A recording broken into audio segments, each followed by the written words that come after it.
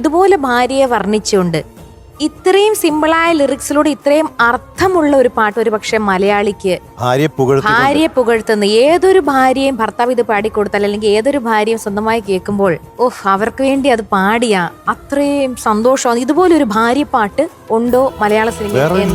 വേറൊന്നുമില്ല. ഇനി എനിക്ക് ജനിക്കാനും ഉള്ള കാരണം ഇതിനെ വെല്ലാൻ പറ്റത്തില്ല.